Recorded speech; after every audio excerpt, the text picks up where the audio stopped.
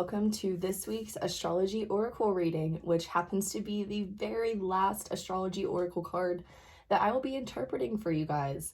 Hard to believe that we have now done 45 videos, including this one, over the span of 48 weeks, maybe 49 weeks, including this week. But wow, what an amazing journey this has been, going through zodiac signs, houses, elements of the earth like fire, water, sun. It has really been an astrological journey, and I am very grateful for everyone who has subscribed and tuned in. We now have 50 subscribers on the YouTube channel, which is just so exciting. So without further ado, as always, I have created an event chart for Dayton, Ohio at 11:11 a.m. And again, just wait till you see the card that I pull, because the energy around this is just so perfect. It worked out so beautifully. So 11:11 a.m., February 6th, 2023 in Dayton, Ohio. We have a 17-degree Aquarius sun, a 10-degree Taurus rising, and a 27-degree Leo moon. Yesterday was a full moon in Leo. It was a full moon in Leo because the sun is in Aquarius.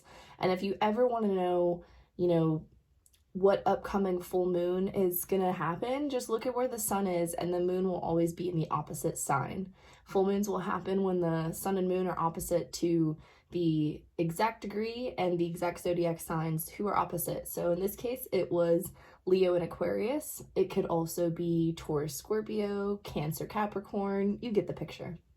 So in this particular chart, we are having a very intense face-off today between the moon in Leo and Saturn in Aquarius. Now, Saturn is at Aquarius at 26 degrees. It is really making its way through this fixed air energy and is almost done. I mean, next month we're going to see Saturn ingress into Pisces, and what a change that's going to be. Saturn has been in Aquarius for 3 years. 3 years. That's a huge transit when you look back on the last 3 years of our life and what's been going on. So as I mentioned, the moon is really facing off. It's in an opposition with that Saturn. And, this could mean a number of things. First of all, moon transits, lunar transits, they don't last very long, but they are very impactful. So if you are in any way impacted by that full moon transit, and if you follow me on Instagram, then you saw my whole Instagram story dedicated to figuring out how that full moon relates to you.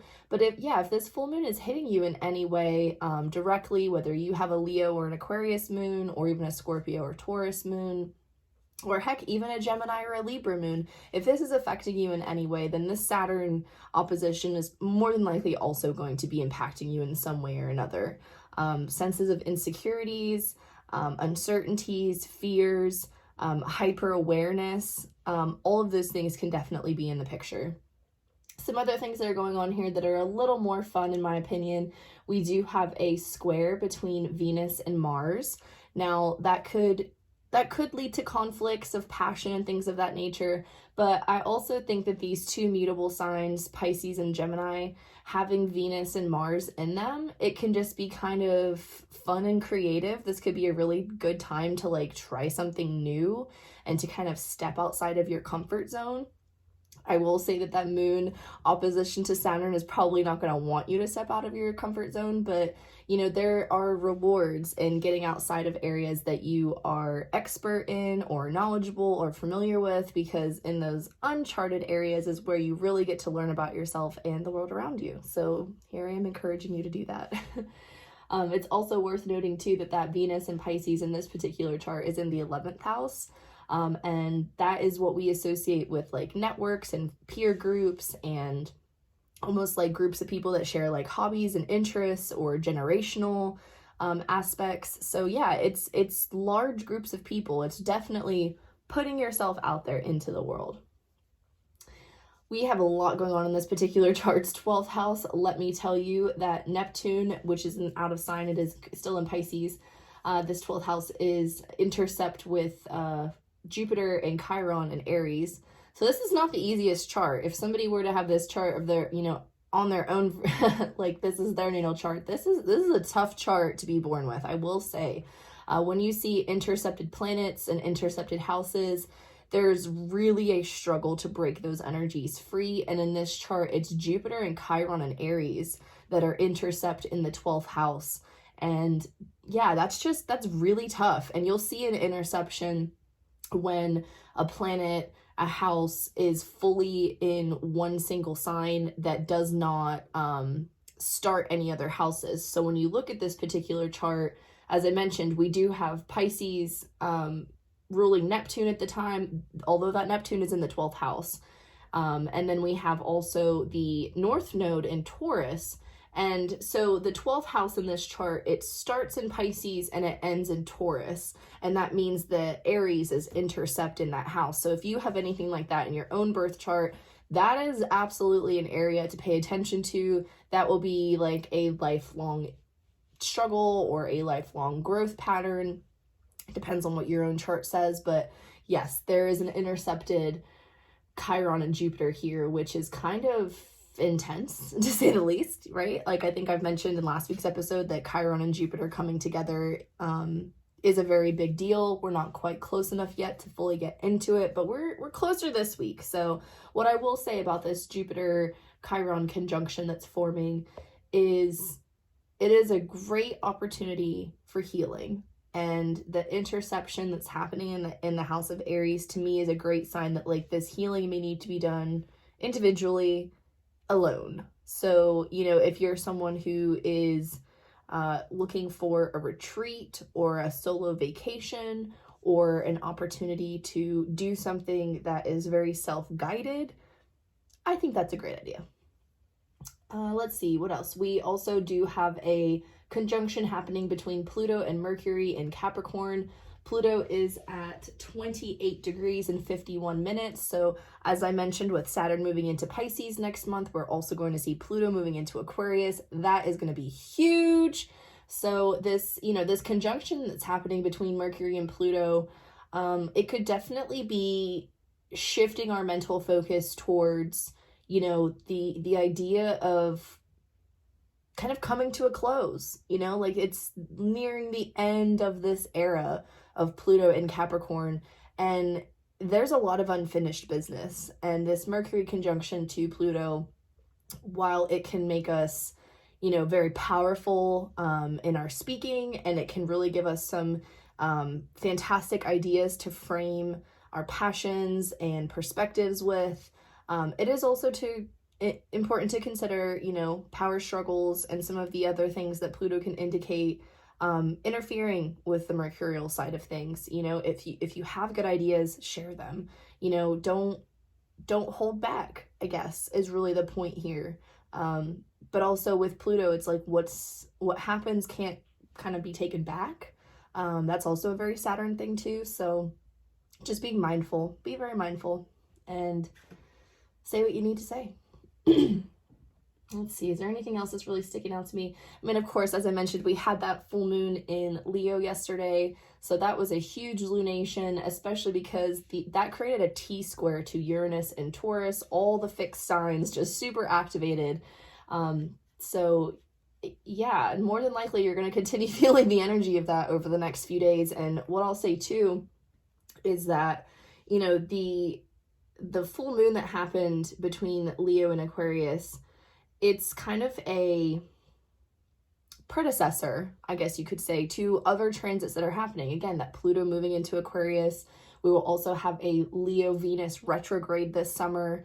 So these areas of your chart activated by the full moon, anticipate continuous activity there, at least for the rest of this year, and especially moving into 2024 when Pluto fully ingresses into Aquarius, because it will retrograde this year back to the 29th degree of Capricorn. So that's all for the astrology. Let's get into the card, and I am thrilled to talk about it because what is it? It's the moon, baby. I mean, could we have had a better card to end this series on the day after a full moon in Leo, which is, by the way, opposite to my natal moon in Aquarius. So that was a very full moon, new moon experience for me. It was really amazing. And now here we are with the last card, and it is the moon. So definitely the energies were ripe for revealing exactly what we needed to discuss this week. So the moon, the mantra or, kind of phrase that you see on this card is soul. And a lot of times I will have people ask me, what's the difference between my sun sign, my moon sign, and my rising sign? And your moon sign indicates many things. It can represent your mother or your more nurturing parent. It also represents the way that you nurture yourself and others.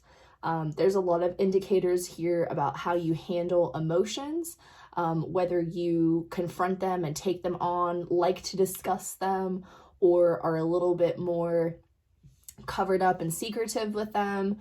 Like, for example, the Virgo moons out there, they like to discuss their feelings. That can be very complicated for the Aries moons out there who don't want to discuss their feelings. They just want to feel good, feel confident, and move on. And that's not the case for all Aries moons. I'm just kind of speaking archetypally here. But the moon is very representative of like our instinctual subconscious. And I have a great blog post on that if you're interested in reading about the subconscious versus the unconscious. But, the moon is the luminary of the night. We associate the moon with Cancer and the 4th house. And when you look at a natal chart, this is at the bottom below the horizon, right? So your rising sign is the zodiac that was on the horizon at the moment of your birth, at the time of your birth. And that's why your time, AM, PM, this is so important, is because it really sets up your whole chart.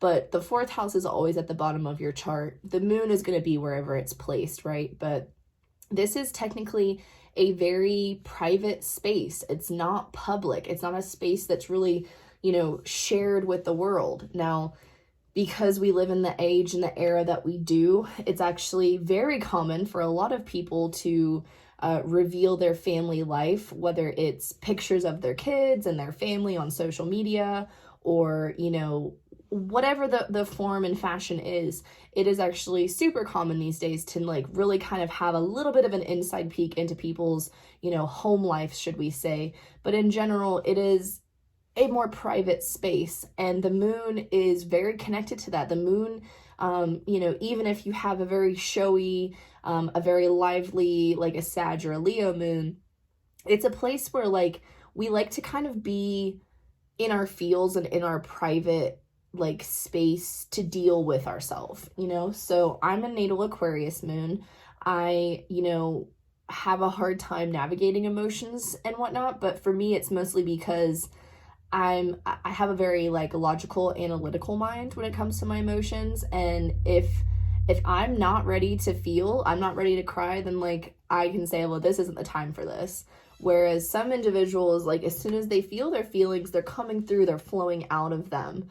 And the blockages or the flow are also greatly indicated by the aspects that your moon makes to other planets. I happen to have a sun-moon conjunction. So, paying attention to what other planets interact with your moon will give you like even more information and insight, again, not into just your relationship with your mother or your nurturing parent, but also, your sense of nurturing for yourself. Are you too hard on yourself? Are you, do you give yourself a pass? Do you, hold others, to a higher regard, or do you hold yourself? All these different questions, they really come from a very instinctual part of yourself. And a lot of those instincts are formed in childhood, and a lot of those instincts have to change over time. But what never really changes is your soul, who you are. Those like really deep down motivations that come from childhood experiences, that come from lifelong experiences, they come from experiencing your emotions and the reactions that you've gotten to those emotions over time. So the moon is a great place to really dive into the delicate and sensitive parts of yourself. And again, definitely paying attention to whatever planets interact with your moon in your own natal chart, just to like really give yourself an understanding of how that comes to life. Sorry, I'm holding a beauty blender in case you're wondering what that was. How those things really come to life for you. I also think that this can be a great place to like learn more about enriching yourself, you know, like where are the areas that, you know, you thrive and come to life and feel at home, you know. Again, Aquarius moon here, I feel very at home when I am in a space of like-minded individuals. I feel more at home there than I do like with my family, I guess, if that makes sense. And it's because like my emotional feeling center is looking for not emotional connections, but more of an intellectual, more of a intelligence-based connection. You know, I'm one of those people that just loves a bright mind. So, you know, it just depends. It depends on where your moon is, what house it's in, what aspects are made to it. But at the end of the day, it's always going to be an excellent indicator of how you take care of yourself, how you were taken care of, and how you also take care of others. The moon. Let me get my handy dandy notebook here and let's read about the moon. The quote for this is from Saint Teresa of Avila. All things must come to the soul from its roots, from where it is planted. What does your gut say? The moon asks. This card is all about mystery, feeling, and hidden messages. The moon is receptive. It governs intuition and self-protection. Its placement by sign and house indicate those areas to which we are most emotional or sensitive. The moon represents what is felt instinctively and what is at the core of our emotions. In the astrological chart, the moon is our soul.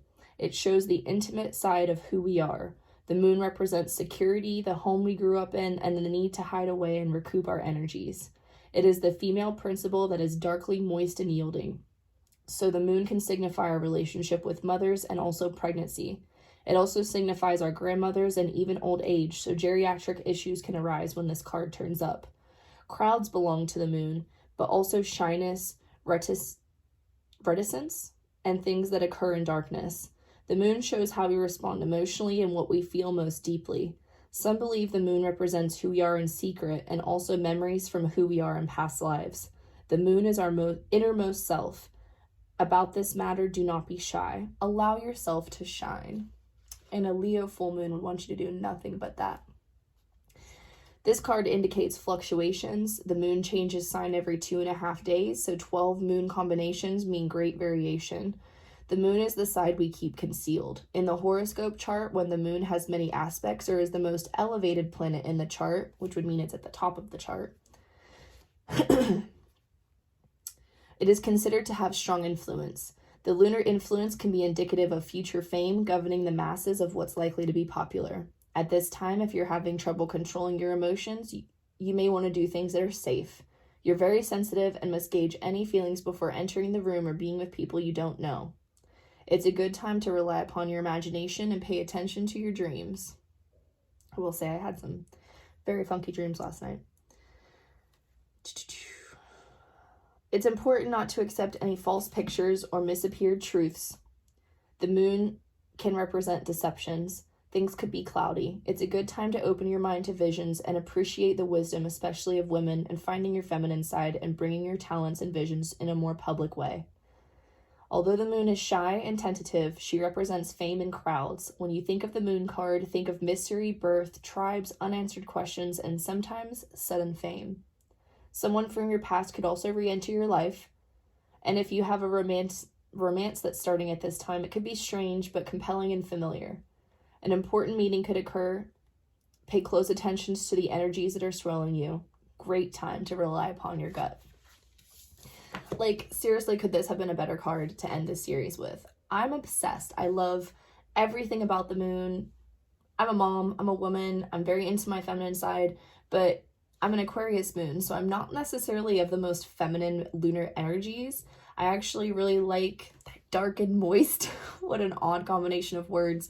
But I love that area. And I love the idea of the moon, you know, lighting up the night for the freaks to come out. You know, this is my vibe. So thank you guys so much for tuning in today.